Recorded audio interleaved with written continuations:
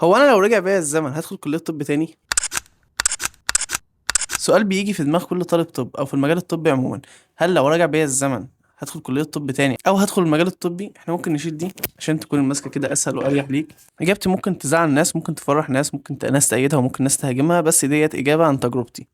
الطب مش سهل، وليالي امتحانات صعبة وامتحانات وضغط بيخليك تشك في نفسك، وساعات كتير بتفكر تقول هو انا ليه عملت في نفسي كده وانا اصلا بضيع شبابي.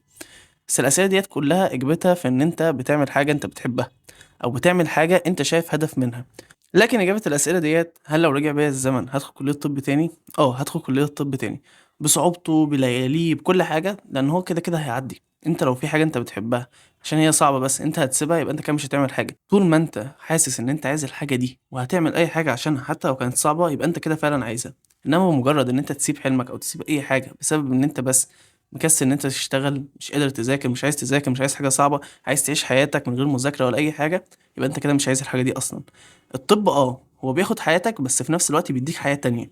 يعني هو مش بياخد حياتك وينهيها، لا هو بيديك حياه تانية، حياه زي ما انت كنت حاببها في الاول. انما هو مش بينهي حياتك، انت ممكن بسهوله جدا تنظم وقتك، تعمل كل حاجه انت عايزها بجانب المذاكره، وبرضه هتبقى بتعيش حياتك وفي نفس الوقت بتحقق اللي انت عايزه، وفي نفس الوقت هتكون ماشي في الطريق اللي انت مختاره. لكن الطريق دوت محتاج ان انت تضحي بحاجات معينة، تضحي برفاهيات في وقت معين قصاد ان انت توصل لحاجة معينة. لازم دايما تتعود ان انت في حاجة هتقول لها وفي حاجة هتقول لها لا. لو انت قلت الحاجة دلوقتي، ما ينفعش ترجع تقول لا ده يعني يا ريتني او كده. انت مثلا قلت لا ان انت تذاكر دلوقتي، فانت كده بتضحي ان انت تقوم تذاكر، وانت قمت تذاكر دلوقتي فانت ممكن تكون دلوقتي بتضحي بخروجه، بس قدام ممكن تخرج الخروجه دي، بس الوقت دوت انت لازم تذاكر. فلازم ترتب اولوياتك. فزي ما قلت لكم، لو اتسأل لي السؤال هل لو رجع بيا الزمن هختار كلية طب، هختار كلية طب.